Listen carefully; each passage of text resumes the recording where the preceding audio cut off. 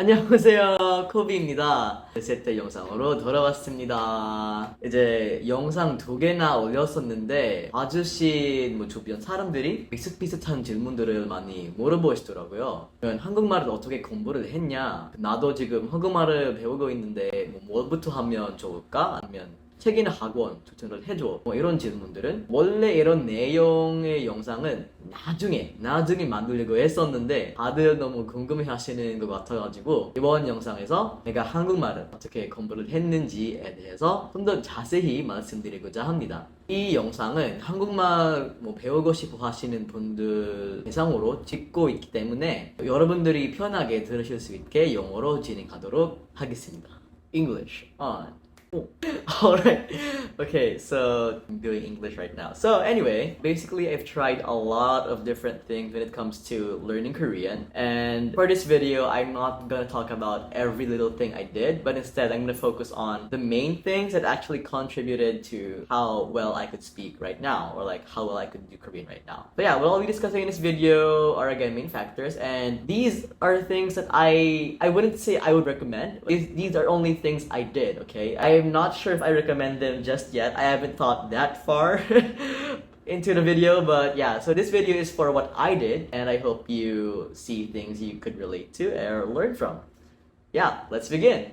Alright, so before anything else, like before I started learning at all, the first thing I did was to block out everything that wasn't Korean from my life. Like, of course, I'm not in Korea, so I had to find a way to actually put myself in that environment where I could be exposed to a lot of Korean as much as I could. And with that, I made sure to block all the English Western like Netflix shows I had. And also I had to make sure like my playlists, all of them had to be in Korean. Basically, I just made this whole bubble for myself, even though it meant like not being able to relate to a lot of my friends' like interests and hobbies or something. I made sure that everything in my sight, in my ear was Korean, even though it's just leisure like TV shows, dramas, or whatever. Of course, having my school in the Philippines, I couldn't block out every little thing, but I tried to create that Korean environment for myself as much as I could. That's where it starts, alright? Moving on to how I actually started learning like the language. I started with like learning, of course, the alphabet, because the alphabet is like, in any language, I think you have to first learn the alphabet, and for Korean, that's Hangul. And for Hangul, I actually learned this through YouTube. Like I tell you all the time in my videos, I self-studied most of my Korean. For the YouTube part, I actually went through like 2 or 3 videos talking about how to read and write Hangul, like the strokes and like how to pronounce them, the differences. I went through more than one video for the reason that I wanted to cross-check. Is this one teacher teaching me the correct thing, or maybe she's not teaching me the right stuff? Maybe I can counter-check that with some other teacher. And that's where I got to solidify my foundation and confirm that, okay, this is how you pronounce this. This is how you read that, and stuff like that. Those are things I was able to confirm by using multiple resources. Yeah, that's for Hangul. So actually, Hangul is like one of the easiest alphabets to learn in like the entire world. I heard that King Sejong was like, he wanted to create a alphabet that was easy to use and to learn for a lot of people. Yeah, if you are interested, learning Hangul would be probably the easiest way to go, and like just get into it. Yeah.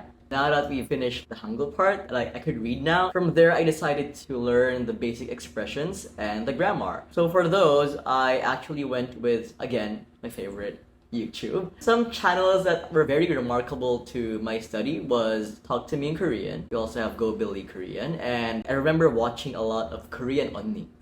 Like technically she's my Korean Nuna, but her channel's name is Korean Onni. So yeah, I learned a lot of my Korean from them. From watching their videos, I was able to establish like the basic ways to say stuff, greetings, insa, ways to say thank you, like differences of like how to talk to older people, younger people, people your age. Yeah, a lot of that I learned from them. I really enjoyed watching like their lessons. They were really easy to absorb and understand. Especially for Talk to Me in Korean, I actually went as far as buying their books. Just to show you guys, these are some of the books I have. from Talk to Me in Korean. These are like 2018, 2019, long ago when I just started learning. Honestly, you could get these materials from their like online website. Like they have PDF versions. If you're like on a budget and you don't want to spend, you could go with that option. But personally, I like having my books like on my hand, and I don't enjoy reading PDFs on the computer or on the screen. So I decided to buy the books even though it cost me like most of my childhood savings. Apart from these two books, I actually have like a lot more because these are actually like level 4, as you can see. I'm not sure if you can see. I started from level 1. I bought the books from level 1 along with their workbooks. They were really easy to read, easy to learn. The way they present the lessons, like really bite-sized, and like it's just really easy to understand. You feel the improvement as you go along with these books. I really do recommend them, like especially for beginners. Talk to Me in Korean's curriculum is like very solid. So if you're interested, please do check that out. I'm not sponsored. I wish I was. I just have to be honest with you guys and really tell you I did use Talk to Me in Korean. Okay, so with those, I was able to actually solidify my foundation with Korean. I wouldn't say like this level 4 would give you like intermediate or advanced level. I'd say it's still beginner level, but it's strong enough to help you proceed to like higher level material for your study. So for starters, Talk to Me in Korean, Gobili, Korean Oni, no doubt solid recommendations for these channels.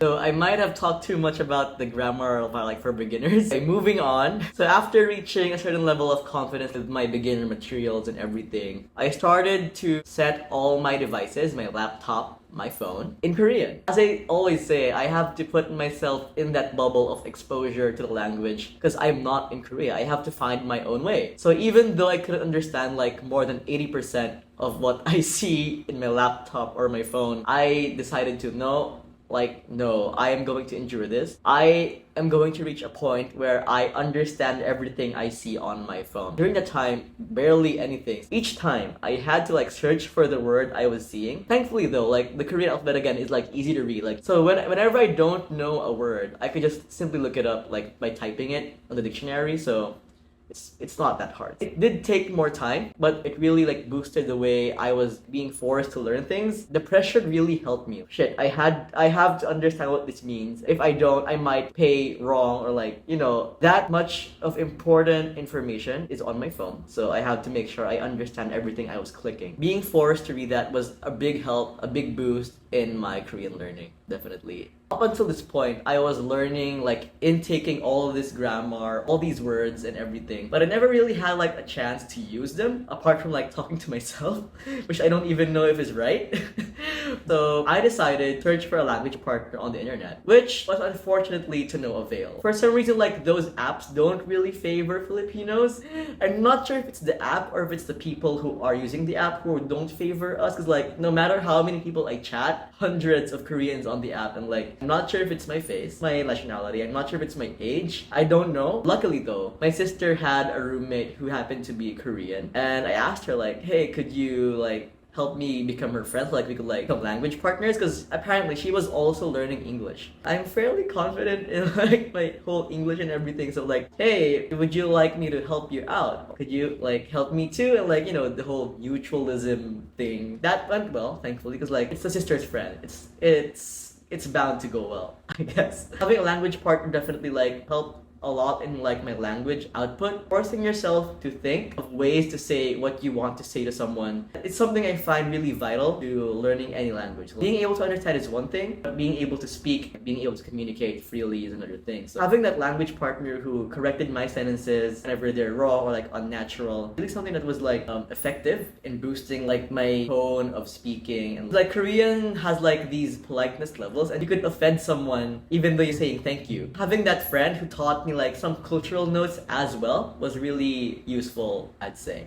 Alright, up until this point, it was me putting all the effort by myself, to myself, for myself, and I reached that intermediate plateau. I'm not sure if you guys noticed, but the intermediate plateau is like the point where you just feel stuck. You're not yet good enough to actually communicate with natives with no issues, but you know stuff. You know your Korean, but you don't know how to elevate it, and you don't know how to study further. All your materials are like used up. They're starting to feel ineffective to you. I reached that point, and at that point, I was like, I have to do something new to my routine, because like it's not working anymore. Self-studying is not staying effective for me, so I was like, let's try going for a class. And I know I always say I self-studied Korean, but hear me out, hear me out. It was still mostly me. When I went to the class, everything that teacher taught in the class was everything I already knew. Which is why I actually felt the class to be like a waste of money for a bit, like not totally. Like in that class, I happened to meet the teacher who changed my life. Yeah, game changer teacher, whatever you call it. So in her class, I was like, let's take in everything we could. Like, you never know if you learn something new from class. And I did participate actively. After one time, she came to me and said like, hey, your Korean is really, really good. Like, have you ever tried considering going for a speech contest? And I was like, whoa. Okay, brief background. Like, ever since I was young, I was told I had like speech problems. I stuttered a lot. Like, even right now, like, I tend to fail to get words out. Like, I feel stuck at some point, and like, I stutter and I speak too fast and everything. So yeah, even this whole YouTube thing is like a whole feat for me. Anyway, so she told me like, hey, why don't you go out for a speech contest? I was like, are you sure? Me? Like, I haven't done a speech contest in my entire life. Are you sure you're asking me to do this? And she was like, yeah, your Korean's pretty dope. No, like, she was like, 잘하잖아. I was like, hey, maybe it's worth giving a try. Like, there's nothing to lose. So like, okay, let's make a speech and let's try going out for it. I like Korean, so why not go for it, right? So I made my speech and I showed it to her. She was like, okay, that's pretty good. Like, let's try working on some parts here. She edited my speech, and that was where I found a really important realization. Like, the output, like I mentioned earlier, having language output was so important. Not just conversation. Having to write that long speech, all in Korean, took a lot of my brain cells out, and my Korean was totally exhausted. Having her correct some of my sentences for me was like, I realized this is what I should be doing. I should be writing longer essays, longer speeches, and have someone correct it for me. Because like, there I could see how much I am really able to express my ideas, my thoughts. Having realized that, like, maybe this is what I needed to escape the intermediate plateau and actually improve. I use the words I know, have them corrected, and like learn more natural ways to say stuff. Thankfully, I was actually able to win those contests. But more than the award, having been able to have the teachers' help and feedback on my writings was probably the biggest reward I got from joining those. Like, even though like I'm very happy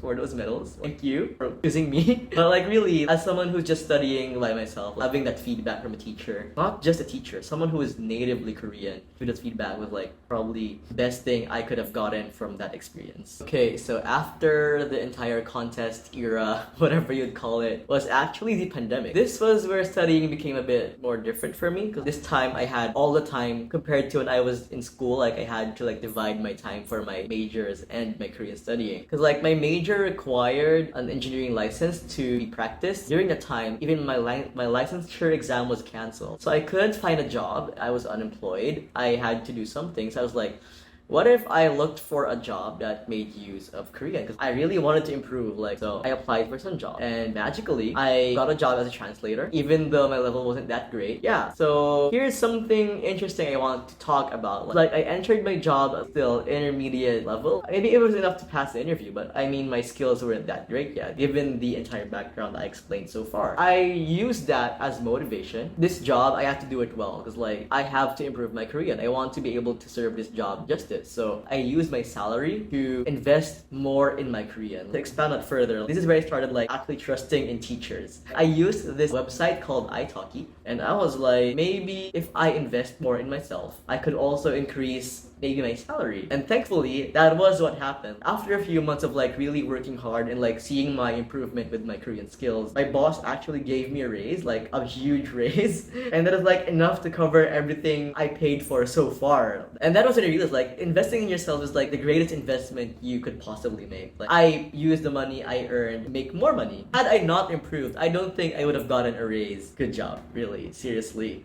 After I got a raise, I kept working hard. I kept going with my teachers. I kept studying. I kept practicing. The time came when the topic exam was again ready for test takers. And this was when I decided like, maybe this is a time for me to actually take the exam. And while I was preparing for the topic exam, I realized my reading and listening weren't bad, but my writing was terrible. Like, knowing the topic exam writing part was like very structured, it demanded an answer that was sort of like exact to the structure they are looking for. I realized maybe I couldn't do this alone again. I studied the rest of the exam from sample exams on the internet, but the writing part, I again looked for a teacher, a different teacher from the ones who helped me do my conversation. Because like some teachers, like for topic specialized teachers, they really know what they're doing. They know what the exam is looking for, and they know how you could work on your writing. That was what I needed. And that was when I realized like there is a reason some teachers ask for a high paying price. I did not regret paying, like I think I paid her twice that I do my normal teachers, and hands down, she gave me the best Korean learning I had in my entire life. I was really happy I chose her. She really matched my study attitude. Like I got a really great score for the writing part of the topic. It was, I mean, I wouldn't say it was that great. Like maybe people got in like better scores than me, but compared to what I could have achieved without her, I'd say it was really a great score for my topic exam. Yeah. So here, after the topic exam, I got, like, of course, the topic 6 level, like, I got highest score, and I was really happy about it. After, like, posting that, like, score on my LinkedIn, I started getting more job offers with, like, higher salaries compared to what I was currently earning. Yeah, that's where it went. And here's the part where I want to emphasize again, like, you should really, like, invest in yourself. Don't be afraid to spend if it's for something that you're learning from, and if it's something that you could, like, use as a skill later on. I feel like my entire, like, whole Korean learning journey, like, being able to look back at it right now, I realized maybe it wasn't, like, how I studied that really made me better, but it was my mindset as to how I wanted to achieve the goal I was aiming for. Like, I was aiming to sound native. Like, I wanted to sound native Korean. I mean, I'm not there yet, definitely, but I think I'm not too far. Like in my work emails, people think, oh my god, you're not Korean. Like I get that a lot. My mindset really was what helped me get to this level. Wanting to get better each time, using everything as an opportunity was really something that I think was the biggest influence to how well I could speak Korean at the moment and be able to achieve all of these wins and like jobs. So yeah, I'm not sure if I was of help to any one of you. Again, this is only my experience. I'm not sure what stuff I did I would recommend you try as well. Yeah, that was everything I did. That was a brief summary of everything I have personally done. Yeah, I hope you guys were able to take something from this video. I hope you guys were able to pick up useful information or like at least be inspired to learn Korean. I'm not sure what my goal is either, but I hope whatever it is that you are feeling after watching my video, I hope you could use it to learn Korean maybe, and I'll be supporting you from this channel, I guess. So yeah, let's end this video here, and thank you so much again for watching. And if you want more videos and you want to stay updated from my future posts, please do like, subscribe, and hit that alarm button so that you could get notified for the future videos. So yep, thank you and see you in the next video. Babu!